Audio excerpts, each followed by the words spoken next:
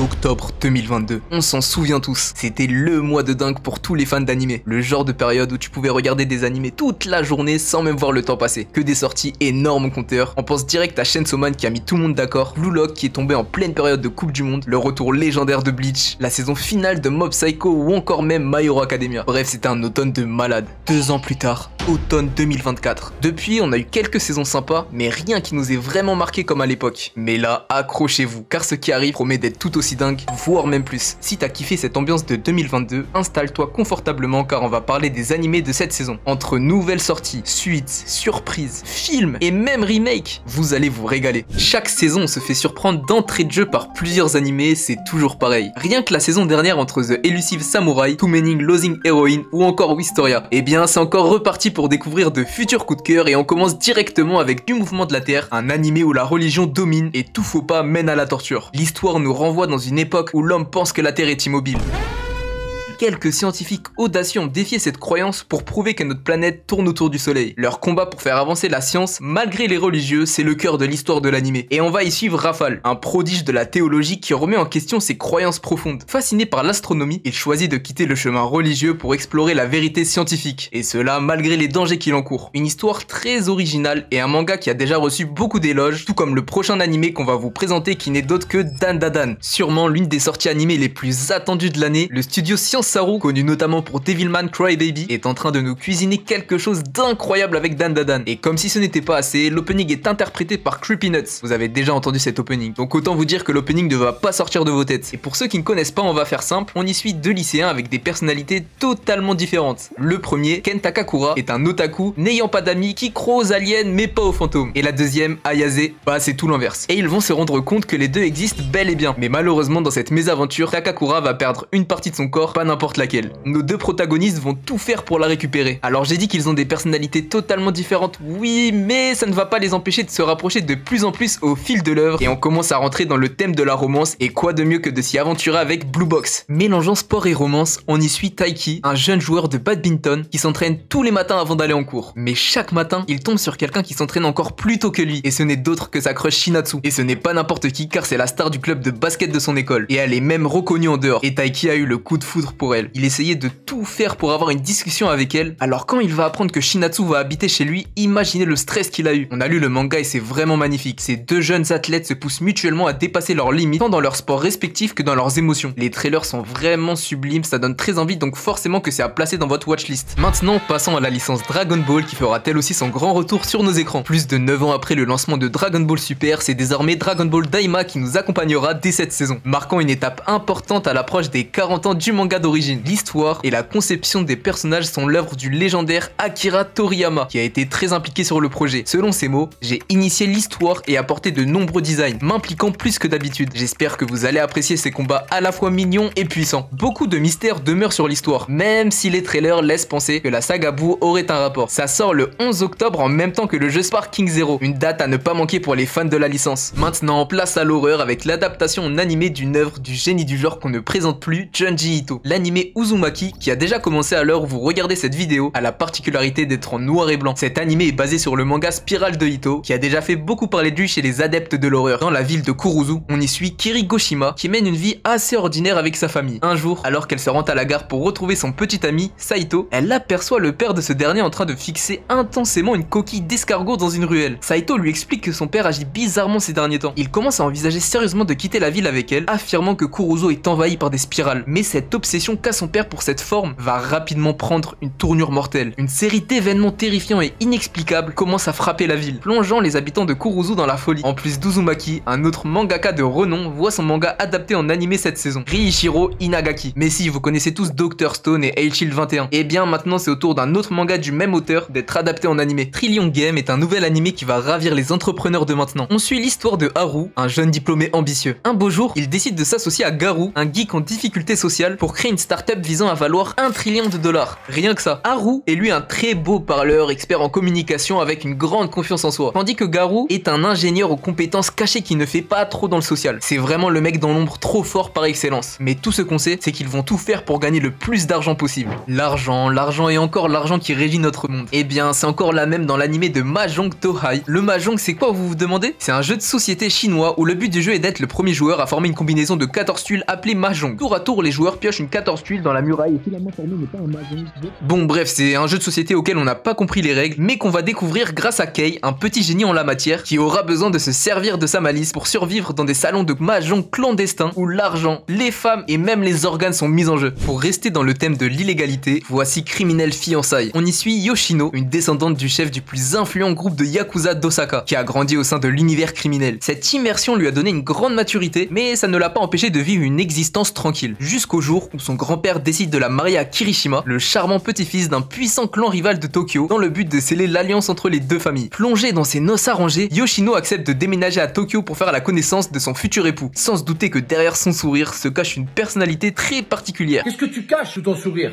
Le manga a déjà plus que séduit, alors qu'en sera-t-il de l'animé? Passons à l'animé Nina du Royaume aux Étoiles. Il raconte le destin d'une jeune orpheline, Nina, devenue princesse. Au début, elle est kidnappée et conduite directement au palais royal afin de prendre la place d'une certaine princesse nommée Alisha, qui est décédée dans un accident. Promise au prince héritier du royaume de Galgada, elle a seulement 3 mois top chrono pour se former aux manières d'une princesse authentique, tout en déjouant la vigilance des nobles de la cour. Le manga a quand même reçu le prix Kodansha du meilleur shoujo 2022. Voici à présent un nouvel animé avec encore de la magie. Magie lumière, Magical Girls. Le nom de cet animé vient du nom d'une start-up, pas n'importe laquelle, vous allez comprendre pourquoi. On découvre Kana qui vient de terminer ses études universitaires et qui galère à trouver son premier emploi. Lors d'un entretien d'embauche, elle se retrouve entourée de monstres dans la salle. Elle décide alors d'aider Koshigaya, une Magica Girl. En gros, c'est un nouveau métier créé à la suite de l'apparition soudaine de ce nouveau monstre dans la société, venu pour résoudre la situation. Cet événement déclenche chez Kana l'envie de rejoindre elle-même le monde des Magica Girls, et la fameuse start-up Magie Lumière lui propose finalement un job au sein de leur structure. C'est ainsi que l'aventure de Kana va commencer. Dites-nous en commentaire si l'animé vous tente. Parmi les nouveautés de cet automne, on retrouve l'Isekai Loner Life in Another World. Beaucoup d'actions sont à prévoir puisqu'Haruka, un lycéen tout à fait banal, transporté dans un RPG. Comme l'annonce le titre, Haruka devra avancer seul avec les skills qu'il a choisis auprès du dieu de ce nouveau monde. Et au fur et à mesure, il va grimper les échelons. Pour la prochaine nouveauté, nous entrons dans le thème des robots avec Mechahood. L'histoire d'un collégien qui s'appelle Hikaru va prendre une tournure inattendue le jour où il croise la route d'Alma, une entité d'origine extraterrestre prenant la forme d'un bras robotisé que l'on nomme Mechahood. Sauf que cette entité est ciblée par une faction qui souhaite exploiter sa force en tant qu'arme. Et Alma décide donc de se réfugier au sein du groupe rebelle nommé ARMS. Pour échapper à ses poursuivants, la créature n'a d'autre choix que de fusionner avec Hikaru, plongeant ce dernier dans une aventure pleine de rebondissements. On reste dans le thème de la haute technologie avec l'animé Demon Lord 2099. 500 ans après le règne initial, le redoutable seigneur démon, Veltol, refait surface dans la ville futuriste de Shinjuku. Ce monde, transformé par l'ère de la fusion, est désormais un mélange inédit de technologie avancée et de magie. Malgré le fait qu'il soit largement effacé des mémoires, Veltol n'a qu'un objectif, s'emparer de ce nouvel univers en pleine évolution. Et si on retournerait pas un peu dans le passé en passant de 2099 à 1863 pendant l'ère des samouraïs, eh bien le prochain animé se nomme Blue Wolves. Et on va y suivre deux orphelins, Niho et Hiroha, qui travaillent dans un petit restaurant. Un jour, deux samouraïs mal réputés se rendent dans ce restaurant avec une idée derrière la tête, celle de se servir de ces deux jeunes pour arrêter des malfaiteurs qui kidnappent des enfants. Et par la suite, Nioh va se joindre à l'aventure de ces deux samouraïs. Ce qui est intéressant avec cette œuvre, c'est que ces deux samouraïs, Tojizo Hijikata et Soji Okita, sont basés sur de véritables samouraïs portant les mêmes noms, qui ont été membres des loups de Mibu et Shinsengumi. Vous allez voir, ça aura son importance dans la suite de l'histoire. Plongé dès à présent dans négatif, positif, angleur, on suit l'histoire touchante de Tsunehiro Sasaki, un étudiant universitaire qui traverse l'une des périodes les plus sombres de sa vie. Écrasé par des dettes et un diagnostic terrifiant qui lui annonce qu'il ne lui reste plus que 2 ans à vivre, Tsunehiro se retrouve au bord du gouffre, littéralement. Mais c'est au moment où tout semble perdu, après avoir failli se noyer en tentant d'échapper à ses créanciers, qu'il est miraculeusement sauvé par ses deux amis de toujours, Hana et Takaki. Ensemble, ils lui montrent une nouvelle voie, celle de la pêche, une activité qui devient de plus en plus qu'un simple loisir, une chance de trouver un sens à ses derniers jours. Une aventure émouvante et inspirante où la beauté de la nature et le pouvoir de l'amitié permettent à Tsunehiro de se reconstruire peu à peu. Et on va pas se mentir, un animé sur la pêche, c'est assez anodin pour qu'on s'y penche ne serait-ce qu'un peu, non? Voici maintenant You Are Miss Servant, une jeune femme en uniforme de femme de chambre, se présente un jour à la porte de Hitoyoshi, cherchant un emploi. Ancienne assassin, elle maîtrise à la perfection toutes les techniques mortelles, mais n'a aucune expérience en tant que domestique. Déconcerté par cette demande, Hitoyoshi la refuse. Mais après qu'elle lui sauve la vie d'un accident tragique, il commence à se dire qu'elle pourrait peut-être réussir dans ce rôle. Pour résumer, c'est l'histoire d'une ex-tueuse froide et solitaire qui trouve enfin un foyer, une famille et qui découvre ses émotions. Cette histoire ne vous rappellerait pas quelqu'un? Et on finit en beauté avec la dernière nouveauté de cette saison, on va vous parler de The Most Notorious Stalker. Dans un monde où seuls les plus puissants guerriers règnent, Noël, un jeune rêveur, découvre qu'il est né Talker. C'est la plus faible des classes possibles. En gros, ils n'ont aucune compétence d'attaque, c'est une classe de soutien. Mais il ne va pas se décourager pour autant. Lui, sa compétence est d'être super intelligent. Donc il va utiliser son talent de persuasion pour manipuler les héros les plus redoutables et bâtir le clan le plus puissant du royaume. Alors que les rumeurs d'un démon manipulateur se répandent, Noël poursuit son objectif impitoyable, devenir le Seeker le plus fort, peu importe le prix. Le Seeker est désigné comme l'aventurier ultime, qui recherche la fortune, la gloire et pouvoir. L'ascension du plus redoutable des Talkers ne fait que commencer. Après avoir vu toutes ces nouveautés, passons aux suites plus ou moins attendues par les fans. Bleach, Blue Lock, ReZero, Arcane. On va très bien manger cette saison et on va tout vous dévoiler dans l'ordre de sortie. Avant de rentrer dans le mois fouquet octobre, on commence tranquillement en septembre avec la saison 2 de As a Reincarnated Aristocrat, I will use my praise skills to reason the world, qui a déjà commencé à l'heure où cette vidéo sort. Pour ceux qui souhaitent découvrir avec un synopsis, franchement le nom de l'anime on dit assez long. Maintenant place au sérieux avec octobre et il y en aura pour tous les goûts. On commence fort le 2 octobre avec la saison 3 de ReZero, l'un des meilleurs isekai sans aucun doute, qui sera découpé en 2 arcs de 8 épisodes chacun. Le premier arc aura le droit à un premier épisode d'1h30. Le deuxième arc lui débutera le 5 février, donc une petite pause sera à prévoir. On aura également la saison 2 de Kami Rabi God App, un animé original où Yoko Taro, le créateur de Nier, et Atsuhi Okubo, le mangaka de Fire Force et Soul Eater, sont impliqués. Et pour finir avec ce jour, le retour tant attendu de Prince of Tennis, qui revient avec la suite qui adapte l'U17 World Cup semi-finale, après la victoire du Japon contre la France. Allô Salam.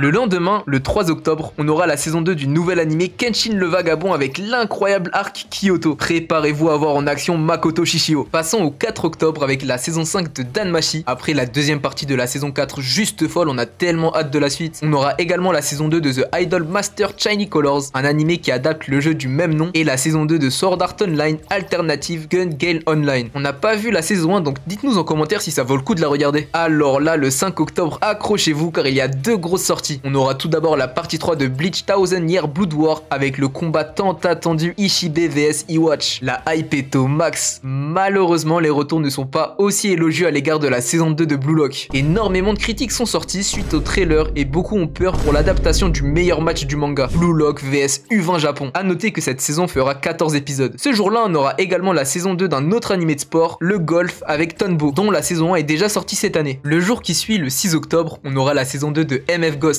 Il s'agit de la suite du classique Initial D pour ceux qui ne connaissent pas. Autre suite, celle de The Seven Deadly Sins avec la saison 2 de Fortnite of the Apocalypse, où on ne suit plus Meliodas mais Percival 16 ans après la défaite du roi des démons. La partie 2 de la saison 2 de Tower of God débutera aussi ce jour-là avec un nouvel arc attendu par les fans, l'arc de la bataille de l'atelier. On a appris également que l'opening et l'ending seront interprétés par Stray Kids, le même groupe derrière l'incroyable opening de la saison 1. La saison 3 de Love Live Superstar, un animé sur les idols, sortira également. Le 7 octobre, vous pourrez regarder la saison 2 de l'animé de détective Ron Kamonohashi par Akira Amano, la mangaka de Reborn. La saison 7 de Natsume Book of Friends qui sort après 7 ans de pause et la suite du spin-off After School Hanako-kun. 6 jours plus tard, le 13 octobre, on retrouvera la saison 2 de Shangri-La Frontière qui a très vite fait son comeback après une saison 1 de 25 épisodes. Le jour qui suit, le 14 octobre, vous pourrez visionner la saison 3 d'Arifureta. Fini pour le mois chargé d'octobre. Maintenant, passons à un novembre plus léger qui comprendra 2 suites intéressantes. La saison 2 de Future's Folk Tales le 4 novembre. Un animé original racontant l'histoire d'Asma, une grand-mère qui jour après jour transporte ses 3 petits-enfants dans l'univers des contes folkloriques du Moyen-Orient. Et le 9 novembre, c'est le début de la saison finale d'Arcane. Après une saison 1 qui a mis tout le monde d'accord, cette deuxième saison sera divisée en 3 parties avec une semaine d'intervalle. Un peu comme la saison 1 au final. La partie 1 verra le jour le 9 novembre, la partie 2 le 16 et enfin la partie finale le 23 novembre. Je sais pas pour vous mais nous, on a beaucoup trop hâte du retour de Jinx, Vi et Echo. Il fallait s'y attendre. Warwick et Singed sont également de la partie d'après le trailer. Et qui sait, on verra peut-être Victor sous son armure. Pour finir avec les suites des animés de l'automne, il reste le mois de décembre. On commence avec la première partie de la saison finale de Beastars, enfin depuis le temps. Et pour rester dans ce thème animal, on termine avec la saison 3 de Night with a Cat, un animé où l'on suit Futa qui dès qu'il sort du taf a qu'une hâte. C'est celle de retrouver le chat de sa sœur. Il adore découvrir de nouvelles facettes de son chat et se fait même souvent surprendre. Entre films, live action et même remake, on démarre dès maintenant la dernière partie de la vidéo et ça promet. On commence fort avec le nouveau film d'animation dans l'univers du Seigneur des Anneaux qui sortira au cinéma en France le 11 décembre. Intitulé La guerre des Rohirrim, l'histoire se passera 183 ans avant la trilogie des films et suivra le roi du Rohan défendant son royaume contre l'armée d'un seigneur impitoyable. Cette production américo-japonaise s'annonce tout simplement sublime au vu des trailers. On reste au cinéma avec My Hero Academia qui fait son retour sur grand écran avec le film You're Next, où l'antagoniste est une version maléfique d'All Might. Vous vous rappelez de cette fameuse scène où All Might s'adressait à Deku à travers la télé pour lui dire qu'il est le prochain? Bah, quelqu'un d'autre a pris ce message trop à cœur. Ça sort le 9 octobre dans les cinémas français. Un mois plus tard, un autre animé revient au cinéma en France sous format film. Il s'agit d'Overlord The Sacred Kingdom, la suite directe de l'animé qui sortira uniquement 2 jours, les 16 et 17 novembre en VO et en VF. Et ça c'est beau. On finit cette partie film avec Inazuma Eleven The Movie 2025. Sa particularité, c'est que c'est un double film. Le premier est une compilation de la saison 1 de l'animé avec le Football Frontier. Donc ne vous attendez pas à de nouvelles scènes car ça reprend uniquement le premier animé par le studio OLM. Concernant le deuxième film, il adapte le début de l'histoire du dernier jeu Victory Road animé par MAPPA. On a tellement hâte de voir en action Harper Evans. Ça sort le 27 décembre au cinéma au Japon. Dites-nous en commentaire si vous aimeriez le voir en France. Concernant les live action, il y a tout d'abord celui d'Oshinoko. C'est toujours délicat d'adapter un manga en live action, mais celui-ci pourrait bien réussir le pari. Curieux de voir comment ils vont transposer l'histoire et l'émotion. Ça commence mondialement le 28 novembre sur Prime Video avec 8 épisodes et la suite sortira en film uniquement au Japon pour le moment. En tout cas, c'est à surveiller. Ça pourrait être une belle surprise, notamment après celui de One Piece qui a plutôt été bien reçu. Ensuite, My Dress Up Darling, un manga de romance très populaire déjà adapté en animé, va bientôt être diffusé à l'écran en série live action le 8 octobre au Japon. Passons maintenant au remake avec un classique des années 90 qui fait son retour, le célèbre manga de comédie plein d'action Ranma 1/2 de Rumiko Takahashi. C'est le studio MAPPA qui est en charge de ce nouveau projet. L'animé est prévu pour le 5 octobre sur Netflix et bonne nouvelle pour les fans de longue date car les voix originales du premier animé font également leur retour. On finit cette belle liste par le cultissime Lara Croft qui débarque enfin en version animée avec Tomb Raider, la légende de Lara Croft. Franchement, ça fait un bail que les fans attendaient une adaptation comme ça. Si vous êtes dans le délire Tomb Raider ou même juste fan de jeux vidéo en général, c'est certain que ça donne envie. Lara Croft a marqué toute une génération avec ses jeux iconiques, donc la voir enfin en série animée nous rend curieux du potentiel rendu. Ça sort le 10 octobre sur Netflix, on est peut-être à 2 doigts d'une nouvelle réussite pour la licence Tomb Raider. Et ben, ça en fait des animés cette saison. Il y a de quoi être excité, on a une line-up de malades. Entre les suites attendues et les nouvelles pépites qui arrivent, il y a vraiment de quoi passer des journées entières devant l'écran. En tout cas, on est super curieux de savoir quels sont les animés que vous attendez le plus. Faites-le nous savoir en commentaire. Si vous avez kiffé la vidéo, lâchez votre meilleur pouce bleu et abonnez-vous pour ne rater aucune des prochaines vidéos, car ce n'est que le début.